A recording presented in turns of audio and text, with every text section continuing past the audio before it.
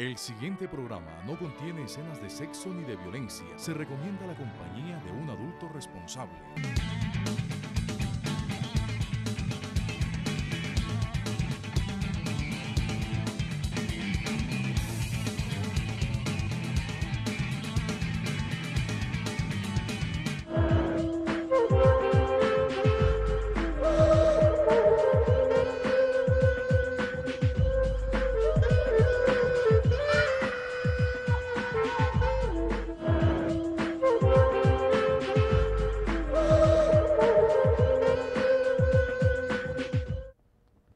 Amables televidentes, muy buenas noches. Bienvenidos a Congreso y Sociedad, el programa institucional de la Secretaría General del Senado de la República. El marketing político entra en pleno vigor cuando se aproxima un apasionante debate electoral en el país. 2 jornadas electorales que deberán renovar el Congreso y elegir presidente de la República.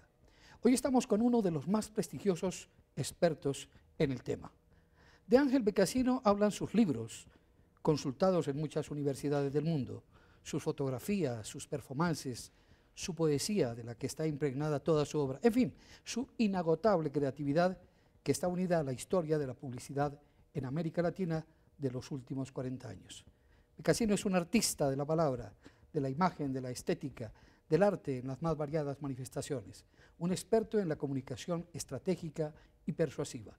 Ha sido asesor de varios gobiernos, de organizaciones políticas, de candidatos presidenciales. Además, un escritor reflexivo y un investigador riguroso sobre temas de periodismo, fotografía y urbanismo. Como publicista, su mayor mérito, a mi modo de ver, es un argentino que nos ha enseñado, con sus campañas, a querer a Colombia. Beccasino es sinónimo de imagen, de marketing y uno de los expertos más reconocidos en comunicación política en el continente. Presentado ya el colega y el amigo, el estratega de la imagen, le damos la bienvenida a Congreso y Sociedad. Néstor, es un placer estar acá con vos y con ustedes, ¿no? Gracias, Ángel, para nosotros también lo es. Vamos inicialmente de lo general a lo puntual. ¿Cómo se vende la imagen de un político? Bueno, no hay fórmulas, ¿no? Precisamente la creatividad tiene un espacio importante en todo esto por el hecho de que cada político tiene una particularidad. Cada movimiento político, aparte de su discurso ideológico, de su discurso en sí, tiene sus particularidades y esas particularidades tienen un momento que invoca con su relación con el entorno. Eso hace que cada cosa sea excepcional. Es decir, hay un montón de rutinas, digamos, para vender esto que llamamos vender un político, pero creo que en el fondo es sintonizar con qué quiere comprar la gente, ya que usamos esto de vender-comprar. ¿Qué quiere comprar? Es el momento de ansiedad, el momento de expectativas, el momento de inseguridades en que está ese electorado con el cual vas a hacer contacto con tu político. Y eso determina cuáles de esas herramientas pones en juego, cómo las pones, con qué intensidad, etcétera, etcétera. Es lo que en tu libro, El precio del poder, llamas el diseño estratégico de escenarios y arquitectura de situaciones. Sí, sí, que a veces no son exactamente arquitectura de situaciones, sino de emociones, ¿no?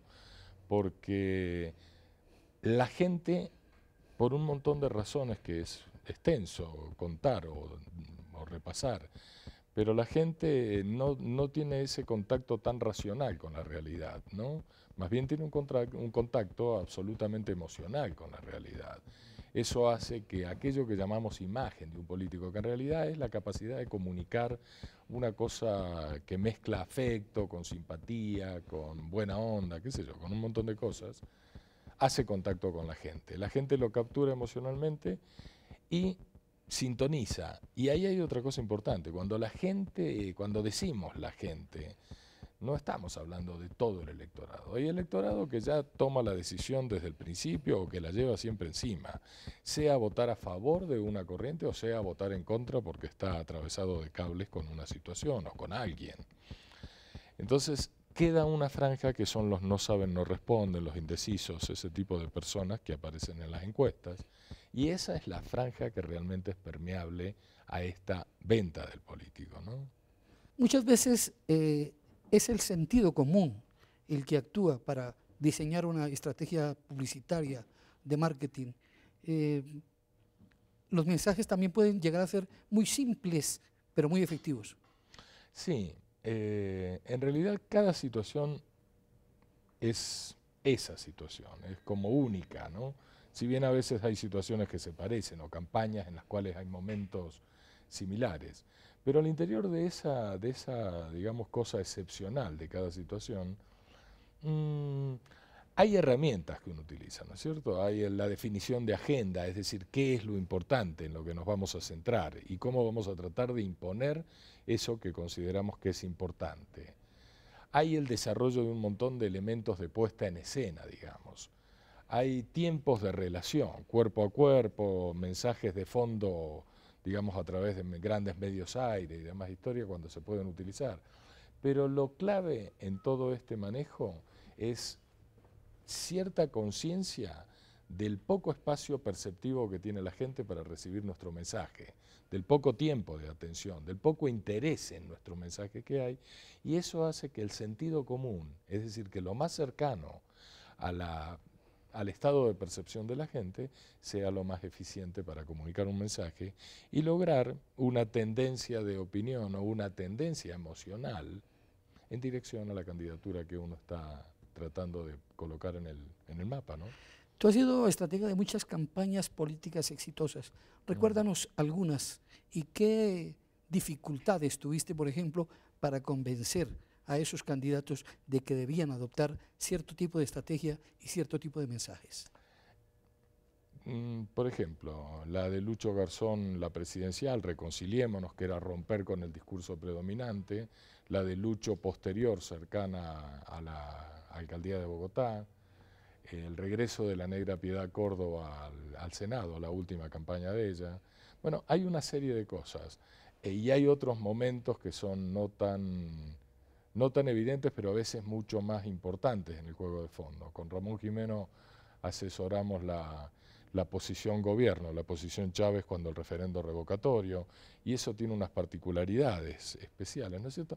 Hay un montón de cosas en las cuales uno ha participado que tienen perfiles muy interesantes, casi como de reflexión académica.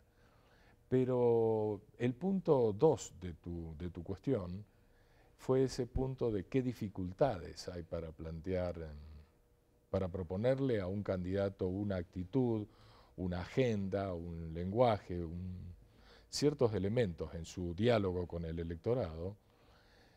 Y el problema central es no tanto el candidato, no tanto el primer momento reflexivo, sino la cantidad de gente que empieza a tratar de interferir para lograr protagonismo.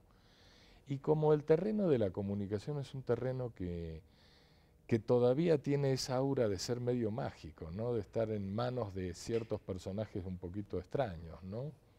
Entonces la gente, al no sentirse segura en ese espacio de la comunicación, tiende a pedir más opiniones y acaba cada vez estando más insegura. Entonces acaba haciendo juegos un poco confusos y bueno, el resultado suele ser el reflejo de esos juegos confusos, ¿no? Los famosos focus groups.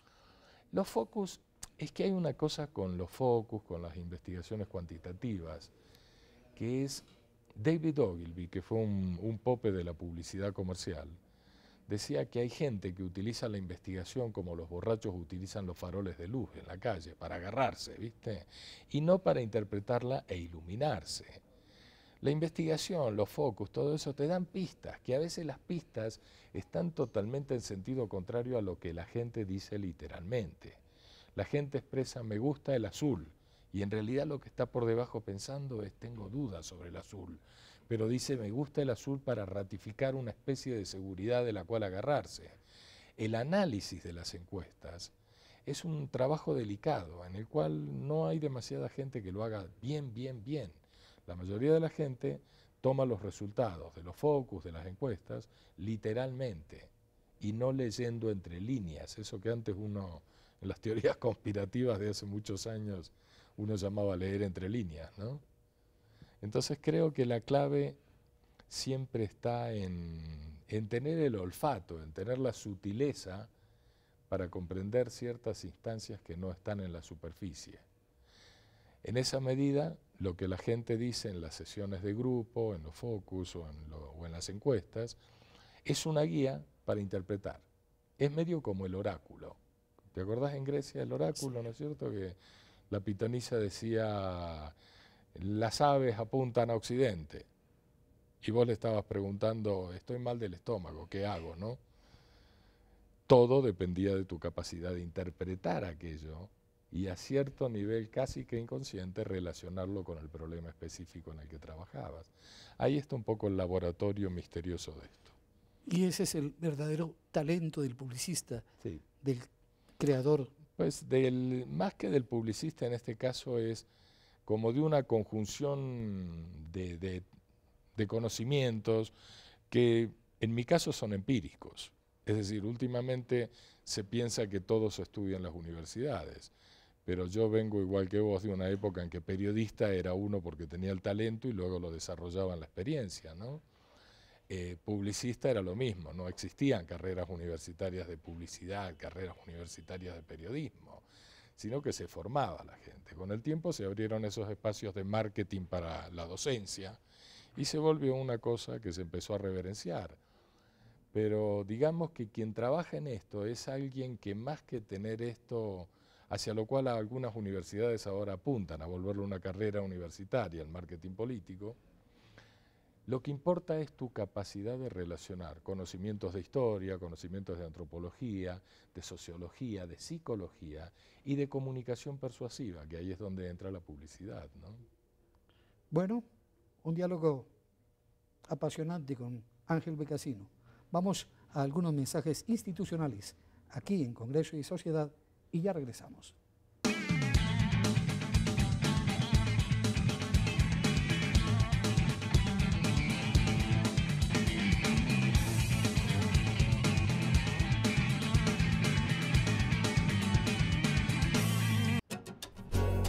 El cine colombiano anda sobre ruedas y está de viaje por todo el país. Súbete a este recorrido y disfruta totalmente gratis de películas, cortos y documentales nacionales en distintos municipios del país. Colombia de Película pone a rodar el cine nacional. Para mayor información ingresa en www.mincultura.gov.co.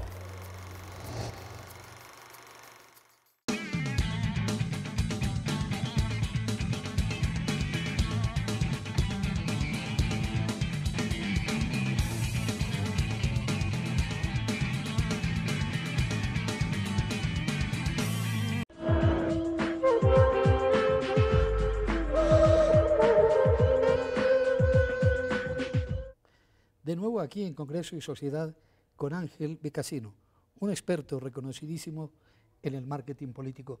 Ángel, ¿es comparable la influencia es comprobable la influencia de la comunicación persuasiva en el resultado de una elección? Hay casos y casos. Como en gran volumen no es que incida tanto. La comunicación persuasiva tiene una capacidad de marcar la deriva de la actitud de los indecisos en una determinada dirección, que es un poco también lo que se logra con las tendencias de encuestas en los últimos días de elección, viste la tendencia triunfal de una candidatura y demás, que hace la deriva del que no sabe no responde hacia esa tendencia de triunfo. Pero en resultados de convencer a gente que no está convencida de algo, hay una lectura clásica que hizo una universidad de Estados Unidos, no me acuerdo cuál, que es el 8 por 1000 de las personas que ya estaban sintonizadas en una dirección fueron convencidas por una comunicación eficiente a votar en otra dirección. Es decir, la influencia de eso no es tan potente. La comunicación persuasiva en tiempos electorales tiene un foco central que frecuentemente se olvida, que es sintonizar a los que ya están sintonizados con tu opción. Hay muchísima gente que tiene una predisposición a estar cerca de tu oferta de liderazgo, ¿no es cierto? Esa gente, si queda suelta, empieza a escuchar otras voces y puede desviarse en otra dirección. La primera función de tu comunicación es sintonizarlos y sostenerlos en esta alineación, en la seguridad de que acá está la opción que te conviene, la opción que es necesaria para tu futuro, para tu visión de futuro. En otro sentido, los que piensan en otra dirección, la capacidad de incidir en que cambien su lectura es prácticamente muy baja. Y en cuanto a los indecisos, ahí es donde intervienen los cócteles más interesantes, donde mezclas tendencias de encuestas de decisión de voto, donde marcás estímulos particulares, donde algunos juegan elementos de guerra sucia, donde el rumor del amigo JJ, viste, funciona a veces, bien, donde hay muchas cosas. Antes que el rumor, fíjate que es bien interesante, hubo un director teatral y agitador político brasilero que fue Augusto Boal, un tipo muy interesante, Boal. Boal, opositor a la dictadura militar de Brasil, desarrolló una serie de técnicas teatrales para hacer campaña de concientización en la gente y también de confrontación con ciertos momentos del régimen dictatorial que había en Brasil. Y entre ellas utilizó lo que él llamaba el teatro foro, el teatro invisible, y el teatro invisible es totalmente cercano al rumor, es eso que la gente cree que es natural y que en realidad lo planificaste, como cuando en una reunión en la verdulería, ¿viste? Una señora le dice a la otra algo sobre un candidato. Eso tiende a ser mucho más efectivo que a veces mensajes en los grandes medios y demás sobre el candidato, ¿no? Hay una expresión en tu libro El precio del poder, un poco irónica, en la que dices que todo público tiene el espectáculo político que se merece. Sí, sí. Porque en realidad siempre hay una sintonía. Vos estás queriendo algo y acabas haciendo contacto con aquello que tiene que ver con eso que estás queriendo o con eso que tu sensibilidad te predispone a vivir. Cada tanto funcionan muy bien las sorpresas, las cosas que desequilibran, ¿no? Las cosas que sacuden el escenario, te hacen despertar y te permiten mirar nuevas opciones en la vida, en un escenario electoral, en lo que sea. Pero en general la gente acaba consumiendo el show de las estrellas o el gran concierto de un grupo de cámara o lo que corno sea, ¿no es cierto? La gente tiene una afinidad natural a ser en contacto con lo que merece, ¿no? O con lo que ha cultivado en su vida para vivir, ¿no? En la última campaña presidencial vimos un gran boom de la ola verde, Sí. y parecía que hubiera atrapado el país esa ola verde. ¿Por qué se desinfló, por qué se desvaneció esa ola verde? Bueno, la última campaña presidencial a la que te estás refiriendo empezó con una cantidad de errores en la campaña de Juan Manuel Santos y Angelino, ¿no? Desde el color naranja que evocaba el color de su opositor, de Mockus, aunque Mockus en este momento se había disfrazado de verde, ¿no? Pero su color histórico era el de la zanahoria. Desde eso hasta muchas inconsistencias en la campaña, un gran aparato pero que se movía muy torpe, el de la campaña de Santos. En tanto que el de Mockus, un aparato liviano, con mucho contacto con los jóvenes, y que se movía con mucha burbuja, muy excitante, ¿no es cierto? Entonces se generó, en la campaña de Lucho hubo una ola amarilla. Esas olas son como esas tendencias de encuesta. Quien empieza a trepar y a marcar muy fuerte, marca una predisposición a que los indecisos se vayan para ahí. En el caso de la ola verde, que era más virtual en cierto aspecto, funcionaba de la misma forma, era como esa encuesta triunfalista del último momento. La gente ve la ola que está creciendo, se vuelve algo irracional, pero se vuelve algo como invisible, pero no imperceptible. La gente lo percibe, no está realmente, no es un hecho, pero la gente siente eso. Esa ola verde marcaba una ruta que era triunfadora, pero Mockus empieza a cometer errores y comete dos al hilo que JJ los remonta muy bien y los voltea, junto con otros vuelcos que hacen la campaña de Santos. La organiza, la vuelve más agresiva en ciertos frentes, incluida en la red, en internet. Pero los errores de Mockus, que a veces la gente se olvida, fue cuando dice que era ateo y le explotan, raspan con eso, ¿no es cierto? Una sensibilidad católica, real, no real, pero ahí, instalada en la tradición de este país. Esa confrontación con esa tradición de lo católico, ¿no? De la creencia en un Dios, rompe, hace un ruido. en la relación de esa gente emocional con ese candidato Mockus. Ahí se arma un problema. Y el problema lo eleva a Mockus cuando empieza a tratar de justificarse. Luego hay otro problema, que es aquella famosa historia. Uribe en ese momento tenía muchos más amores de los que podría tener hoy, no sé, hay que ver cuándo se mida. Sí. Pero en ese momento, cuando él dice que lo extraditaría o alguna cosa por el estilo, ¿ves? Y confronta con un estado de defender al ídolo, ¿no es cierto? El ídolo se parece un poco al caso de Serbia o estos casos, ¿viste? Donde hubo, pues sin comparar directamente, pero ahí está, donde hubo personajes, Radosic, ¿viste? Marko, grandes ídolos de los serbios, que en la situación de guerra se comportaron como criminales de guerra, pero la gente los defiende a muerte porque son de su corazón, son los que expresan aquello que la gente siente que debe ser la realidad, ¿no? Entonces creo que fueron los errores que cometió Mockus directamente él, que fueron la forma en que los explotó la campaña de Santos en su segunda parte, en la parte final, y por otro lado, creo que también hubo una cosa que fue la campaña de los Verdes, pecó de inocencia, utilizó ese crecimiento en la red principalmente como una certeza, creía que esa gente ya era voto real.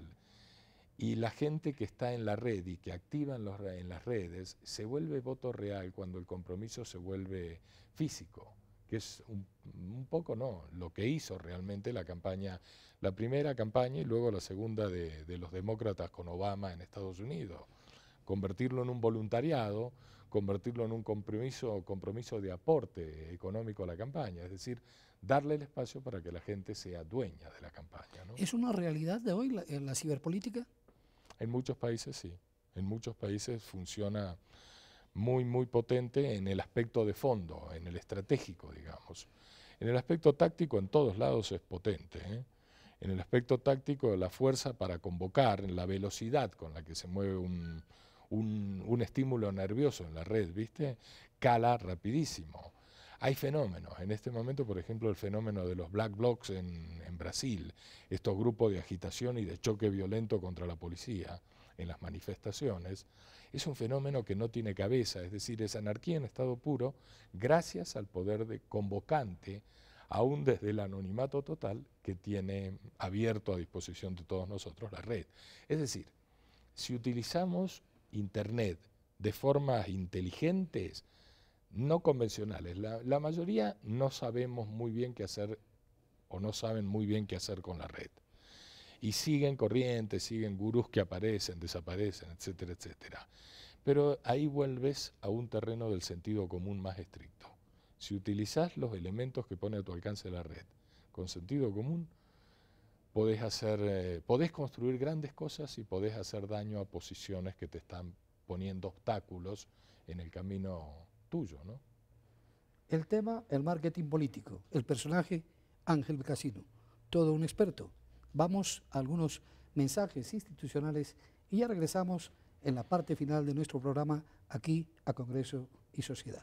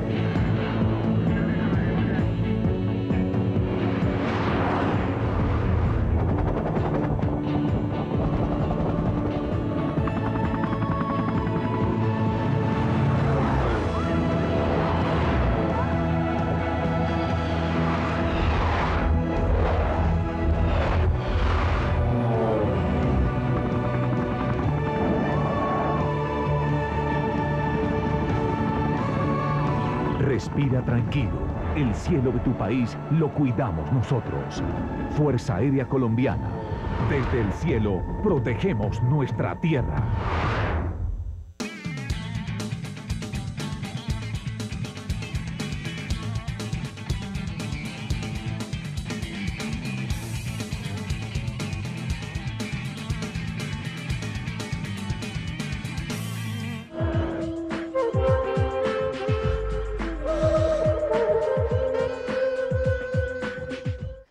con Ángel Becasero aquí en Congreso y Sociedad y este tema fascinante del marketing político.